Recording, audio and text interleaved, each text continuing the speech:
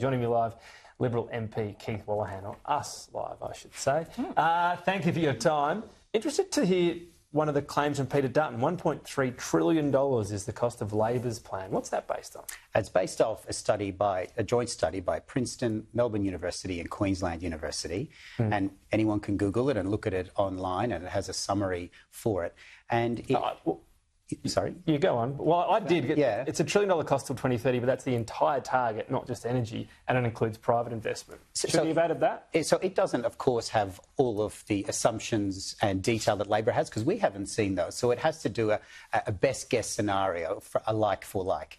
So that's what the questions today were about. We were probing the Prime Minister and the Minister to actually give that detail to the Australian people, because the claim that they put out today of a figure, I think, of about $121 billion by AEMO was missing so much, including the distribution and transmission lines, including many other things. It needs the total system cost. But hold on, isn't this a bit rich when you won't put out the nuclear costing? You've got not a lot of fertile ground to stand on. What's your cost when you don't have a plan? The PM held up a blank page. You know, and I understand how you can make that claim. It's a bit rich. We have just started this conversation. We are going to do that, and we will go through in a methodical step-by-step way. It'd be easier for you in a marginal seat if you had the costing, wouldn't it?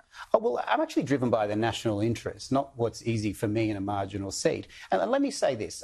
When I was a candidate and as a citizen, many people lament that politics is all about the short term. It's all about the immediate news cycle, the current term.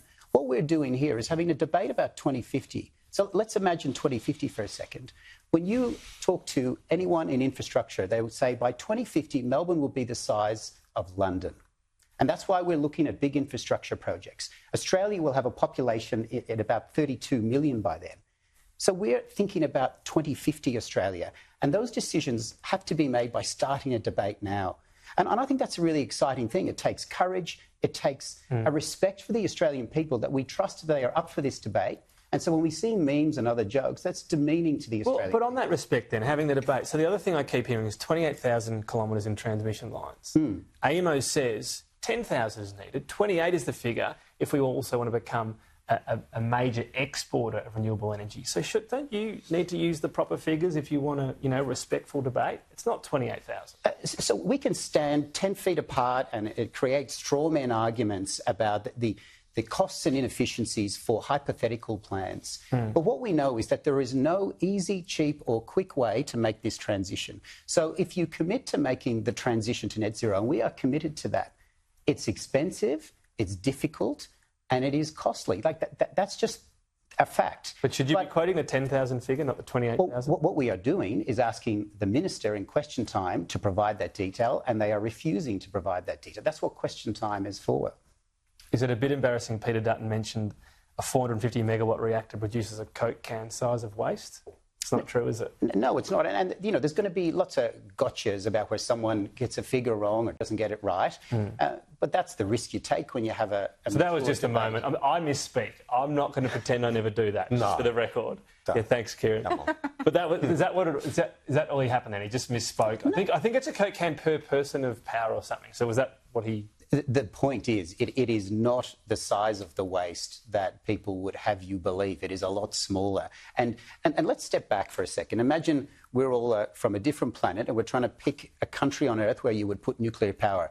You would want it to be large enough, surrounded by water, doesn't have earthquakes, and if it has the source material, and we have 28% of uranium, Australia tops the list. This is the country you would pick.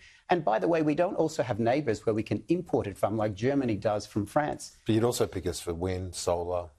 And that's everything. Our plan. This is the problem. There is a straw man argument here claiming that we're just a nuclear only. It is renewables, including large-scale renewables, firmed up by nuclear. But aren't you hurt by arguments from the Nationals leader himself, David Littleproud, where he went down the road about a week or so ago saying we want to cap renewable investment, we don't want large-scale projects? That hurts in your sort of inner suburban seats. I'll be very frank. Until that was corrected, it did hurt. Of course it does. It hurt because it's not true. we are committed to large-scale renewables. So why does he say it as the Nationals leader? He's Because- hardly an insignificant figure in the coalition. Because he is prosecuting a very important community campaign where there is a lack of consultation on some large-scale renewables. So you can prosecute those campaigns on a community-by-community basis and not have a blanket ban, which we don't have. That's not what we're doing. All right, leave it there before I make another error and someone pulls me up on that. Keith Wallahan, always appreciate your time. Thank you for having me.